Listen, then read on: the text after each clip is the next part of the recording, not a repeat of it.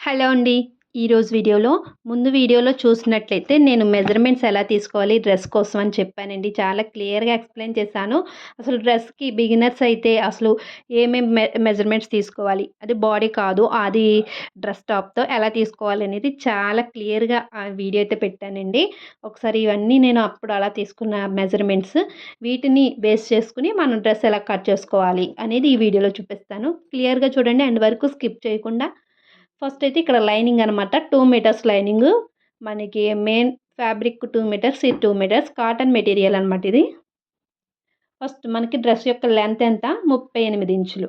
మనం 1.5 యాడ్ చేస్తాం. అంటే ఎంత అవుతది? 39.5 వరకు అవుతదండి. 39.5 అంటే అది మనకి ఒరిజినల్ ఫ్యాబ్రిక్, మెయిన్ ఫ్యాబ్రిక్ 39.5 ఉండాలి. కానీ లైనింగ్ కరెక్ట్‌గా 38 తీసుకున్నా సరిపోతుంది. పైన హాఫ్ తీసుకుంటాం గదా! 38.5 ఉంటే సరిపోతుందనమాట లైనింగ్ పొడవు. ఇప్పుడు మీకు లైనింగ్ మీద ఫస్ట్ నేను మెజర్‌మెంట్ చూపిస్తాను. ఇక్కడ ఫ్యాబ్రిక్ వచ్చేసి 2 లేయర్స్ అండి.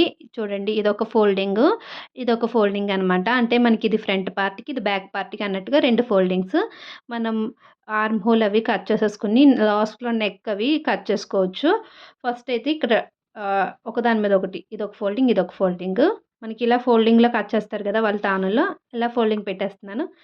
మనకి ఫస్ట్ ఎడ్జ్ లైన్‌గా ఒక మార్క్ అయితే వేసుకుందాము. ఎక్స్ట్రాలవి కట్ చేసేసుకోవడానికి. ఇప్పుడు ఈ లైన్ ఉంది కదా! ఇది కట్ చేసేస్తాం అనమాట. ఇది మనకి లెక్కలోకి రాదు. ఎందుకంటే ఇవి హెచ్చు తగ్గులుగా ఉంది కాబట్టి ఎడ్జెస్ తీసేసుకోవాలి. ఇప్పుడు ఇక్కడి నుంచి క్రింద వరకు 38.5 పొడవు తీసుకుందాం.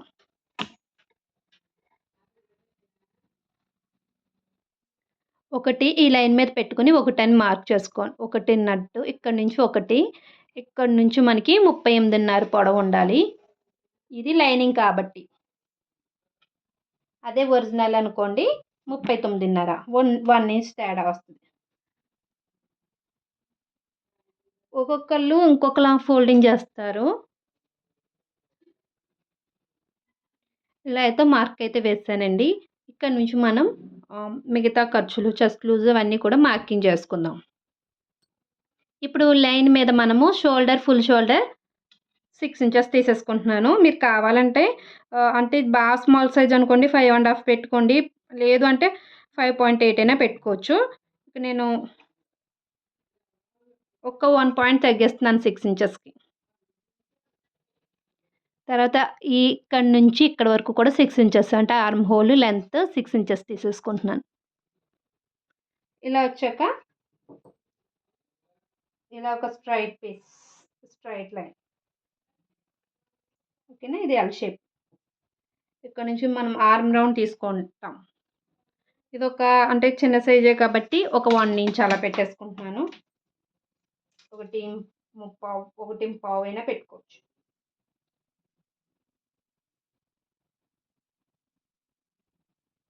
మనకి లూజ్ అనేది 8 అలా ఉండాలి కదా!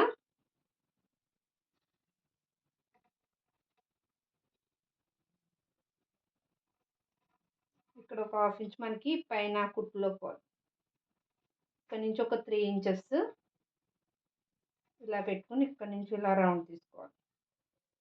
మీ దగ్గర రౌండ్ స్కేల్ ఉంటే రౌండ్ స్కేల్‌తో అయినా తీసుకోండి చక్కగా. ఒకసారి లూజ్ కొలుచుకుందాం.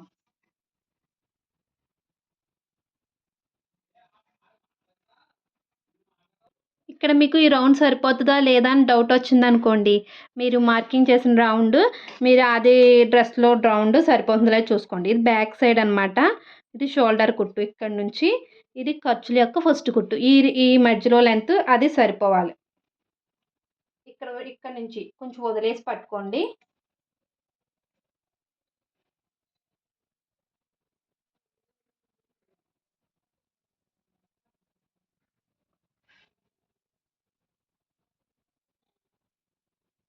ఫస్ట్ కుట్టు ఇది ఇక్కడికుంది.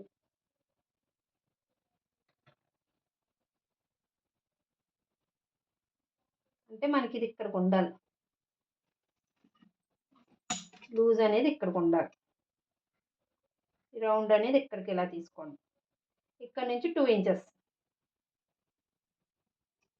చూసారా ఒక్కొక్కసారి మనం అలా అది డ్రెస్‌తో చూసుకుంటే మనకు కరెక్ట్ మెజర్‌మెంట్ అనేది వస్తది. ఇది కరెక్ట్ రౌండ్ యొక్క లూజు. ఇది ఎక్స్‌ట్రా తీసుకున్న ఖర్చు. ఇక్కడికి ఇది క్లియర్. నెక్స్ట్ చెస్ట్ లూజ్ తీసుకుందాం. ఇక్కడికి 2 ఇంచెస్ గ్యాప్‌లో అంటే ఇక్కడ చెస్ట్ లూజ్.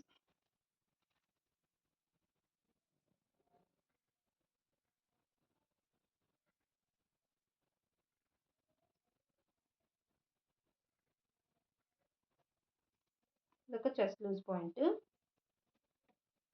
తర్వాత కట్స్ కోసం ఇక్కడ నుంచి 15 ½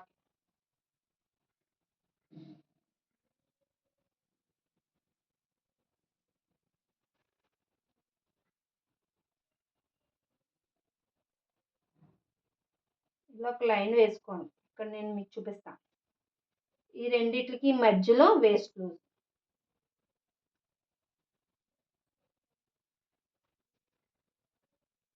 ఇక్కడ వేస్ట్ లూజ్ ఇంచుమించుగా 2 ఒకటే వచ్చినాయి నాకు. కాబట్టి నేను యాజ్ ఇట్ ఈజ్ ఇలాగే మార్కింగ్ చేసేస్తున్నాను. పెద్ద తేడా అయితే లేదు. ఇక్కడ మారుతుంది మళ్ళీ నాకు. ఇక్కడ 10 ఇంచెస్ వరకు వచ్చింది.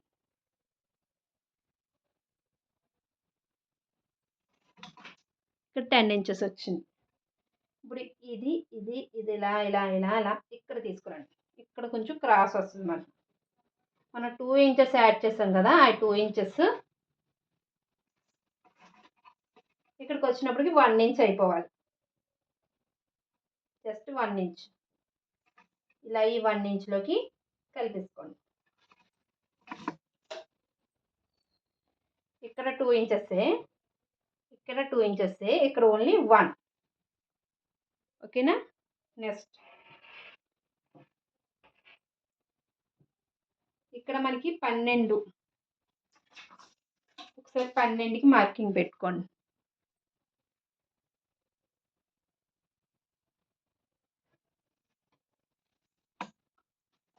పన్నెండుకి మార్కింగ్ పెట్టాం కదా, ఇక్కడ నుంచి 1 ఇంచ్కి గీసాం కదండి, అక్కడ నుంచి ఇలా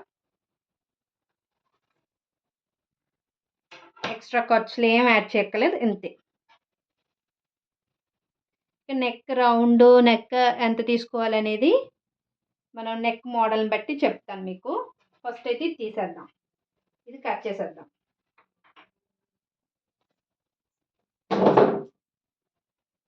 మనం క్రింద ఎక్స్ట్రా కట్ చేసుకున్నాం కదా, ఆ ఎక్స్ట్రా కోసం సమానం కోసం అది తీసేద్దాం.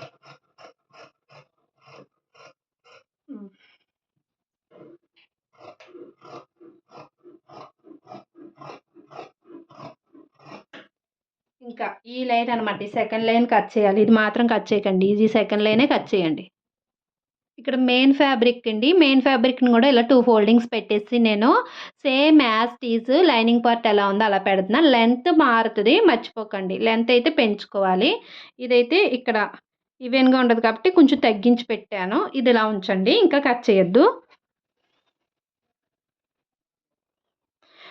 మన ఈ సైడ్స్ పార్ట్స్ అన్నీ సేమ్ అనమాట. ఇక్కడ లెంత్ పెంచుకోవాలి కదా, ఇది ఎంత లెంత్ ఉందో చూద్దాం ఒకసారి. ఇది మనకి మనం 38 ½ కట్ చేసాం. 1 ఇంచ్ ఎక్స్ట్రా పెట్టుకోవాలి కదండి దీనికన్నా. అంటే మనం లైనింగ్ కొంచెం పొడవుగా తీసుకున్నాం అనమాట. ఒక్కొక్కసారి మనం ఫోల్డింగ్ వేరేగా పెట్టామనుకోండి, షార్ట్గా కూడా వస్తుంది. నేనైతే ఈక్వల్గా పెట్టేసా, అంటే పొడవుగా పెట్టాను. ఇప్పుడు దీనికన్నా లైనింగ్ కన్నా ఒక 1 ఇంచ్ ఎక్స్ట్రా పెట్టి కట్ చేసుకుందాం.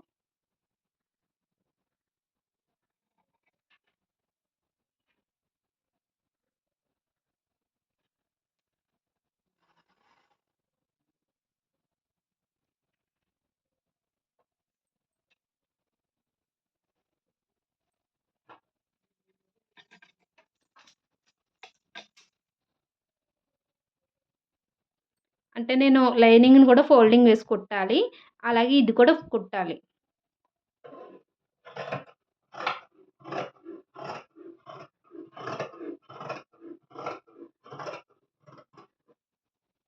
మిగతా అంతా సేమ్.